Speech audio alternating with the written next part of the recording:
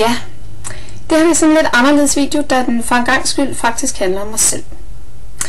Jeg har lige taget skridtet ud over kanten af dagpengesystemet og tumler nu med rekordfart fra bunden af samfundet og ned mod hullet i bunden af samfundet. Ja, det er slut med dagpenge, uddannelsesydelse og arbejdsmarkedsydelse, og på mandag, der går jeg med tunge skridt ned på chasen og søger om den frygtede ydelse.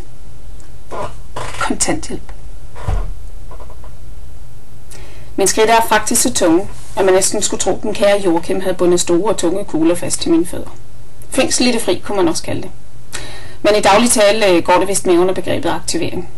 Eller nyttejob, som mange af landets kontanthjælpsmodtagere jo efterhånden har stiftet bekendtskab med, og hvor de gør rigtig meget nytte til gavn for økonomisk klemte kommuner. Nu ligger landet sådan, at jeg faktisk ikke synes, jeg er helt tabt bagvogn. Jeg har en bachelorgrad i Business Administration. Jeg er projektledercertificeret, og så har jeg taget kurser i blandt andet bogføring og personalejura. Jeg har erfaring med salg, kundeservice, drift af webshop, forfatning af produkttekster, oversættelse, bogføring og mange andre ting. Så har jeg også en målbar IQ på et par 120 stykker. Og her er det vigtigt at bemærke, at den er målbar, fordi ellers skulle hvem som helst jo lukke hvad som helst ud og påstå, at det var sandt, ikke? Så kunne jeg jo for eksempel også sige, at jeg havde været ude at besøge en arbejdsplads, som havde sagt, at det ikke kunne betale sig at ansætte folk, så længe man kunne få gratis praktikanter og nyttejobber.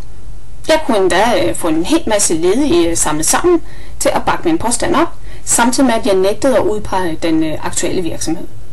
Og helt ærligt, hvem kunne finde på det? Så det må der vist ingen der er, vel? I hvert fald ikke nogen med en IQ over 120. Det er helt sikkert. Nå, men for at komme til sanden, så har jeg rent faktisk både drømme og ambitioner. Og ja, jeg ved godt, det kommer som et chok, at den kommende kontanthjælpsmodtager overhovedet kan rumme den slags. Jeg har faktisk skrevet noget i retning af flere 100 ansøgninger. Og hver gang får jeg afslag, som regel med den begrundelse, at jeg mangler den årelange erfaring, som virksomhederne de efterspørger.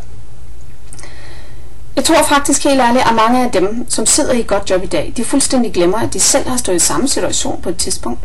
Selv alle de chefer, som giver afslag på stribe til nyuddannede og ledige, de har jo også selv stået og været uerfaren på et tidspunkt.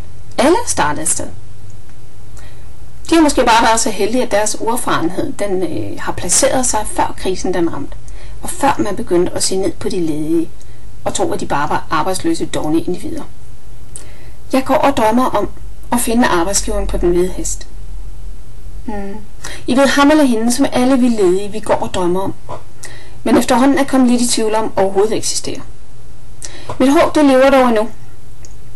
Og hvis du skulle være derude, og hvis du ligesom jeg sidder og tænker, at jeg vil kunne gøre meget mere nytte som ansat hos dig, end jeg vil kunne gøre i et kommunalt nyttejob, så skriv for Guds skyld til mig. For jeg venter med længsel på at høre fra dig. Og det er lige meget, om du ser sådan her ud, eller sådan her ud, eller om du måske er typen, der kommer anstigende sådan her. Så længe vi bare rider ud i solnedgang sammen, sådan her. Eller sådan her, hvis du måske foretrækker det, og ellers har en ekstra hest. Eller vi kunne mødes i øjenhøjde og trække byrden sammen, sådan her. Mulighederne er mange, og jeg ved, at sammen, så kan vi skabe endnu flere. Jeg bor i Sønderborg, og er ikke flytbar. Men hvis lønnen er god, så kan jeg selvfølgelig købe mig en bil og køre efter det. Og ellers har jeg også en meget veludviklet selvdisciplin, som sagtens kan kombineres med at arbejde hjemmefra.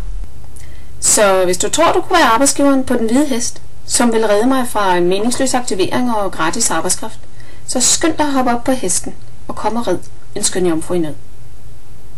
Mit CV diger allerede i spænding på at høre fra dig, og min motivation til at få en plads på arbejdsmarkedet kunne faktisk ikke være større. Så kære kommende arbejdsgiver, kom og tag mig, for jeg er så klar.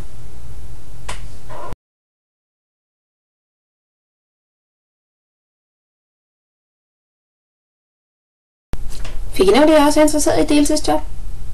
Det er jeg i hvert fald. Skriv til mig. Deltid, heltid, fuldtid, nutid, fremtid. Jeg er interesseret i det hele. Skriv til mig.